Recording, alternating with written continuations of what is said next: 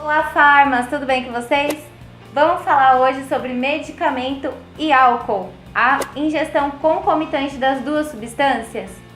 Final de ano já passou, mas 2019 está só no começo e há muitos finais de semana por aí, com certeza essa vai ser uma dúvida que vai aparecer frequentemente no seu balcão.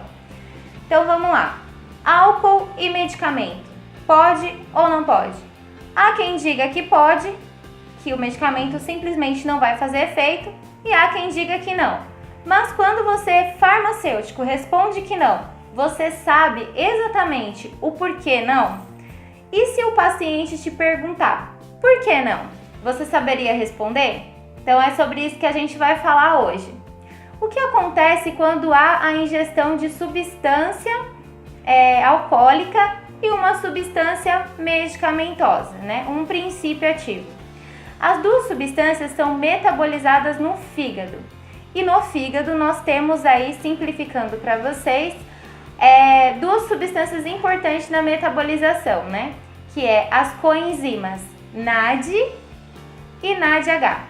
NAD, que é o NAD+, em forma oxidada, e NADH de forma reduzida.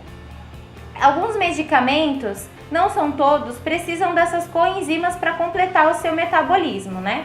Então, quando esses medicamentos precisam dessas coenzimas para poder ajudar aí na metabolização e não tem, porque o álcool, o etanol, já fez já consumiu todas as coenzimas que tinha ali no fígado, vai acontecer aí o aumento da biodisponibilidade do medicamento na corrente sanguínea, fazendo com que essa substância possa chegar em sua dose tóxica, fazendo mal aí para o paciente que faz a ingestão dessas duas substâncias.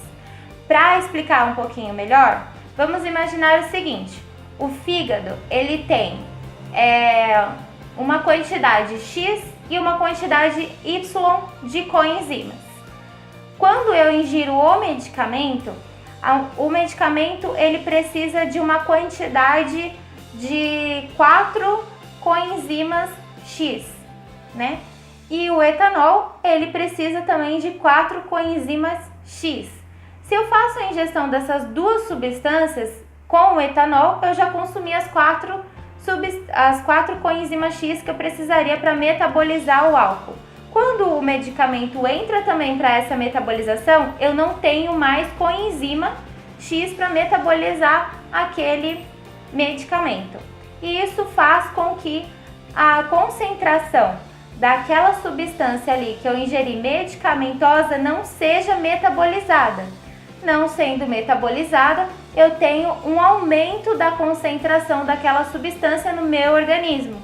Esse aumento dessa substância faz com que a dose que antes era terapêutica, se o metabolismo fosse feito da forma correta, passe a chegar próximo a uma dose tóxica, principalmente para medicamentos que têm aqueles intervalos, né, de 8 em 8 horas, de 6 em 6 horas, e medicamentos que têm a faixa terapêutica estreita. Então, é por isso que acontece aí a potencialização de alguns medicamentos ou a diminuição do efeito. Vou falar mais uma coisa para vocês aqui, rapidinho, mas se vocês quiserem conferir todo o artigo certinho sobre isso, tá lá no blog do Caos de Farmácia, vocês entram lá, toda semana tem um artigo novo e a semana que vem vai estar sobre esse assunto. Mas vou falar aqui sobre o efeito Antabuse, que foi sobre algumas pessoas me perguntaram sobre o efeito Antabuse. Então, o efeito Antabuse é quando há a ingestão de medicamento antibiótico, como o metronidazol, por exemplo, não são todos, e álcool. O que acontece? O efeito Antabuse é um efeito onde o paciente ele passa mal a ingerir essas duas substâncias, né? O disulfiram, que é um princípio ativo, um medicamento usado como antietílico, ele é para pessoas que possuem dependência alcoólica, ele faz com que seja inibido a acetaldeído desidrogenase, que é uma enzima que faz a quebra aí, que transforma que quebra o acetaldeído, né?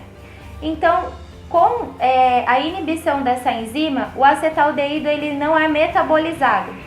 acetaldeído na corrente sanguínea em forma elevada, ele faz com que a pessoa passe mal aí tendo um dos sintomas, por exemplo, vômito e náuseas. Então esse aí é o efeito antabuse, que é provocado pela ingestão de antimicrobianos como metronidazol e bebidas alcoólicas, tá bom? Como eu falei pra vocês, mais detalhes vocês vão lá no blog dar uma conferida. Beijo pra vocês, até o próximo vídeo.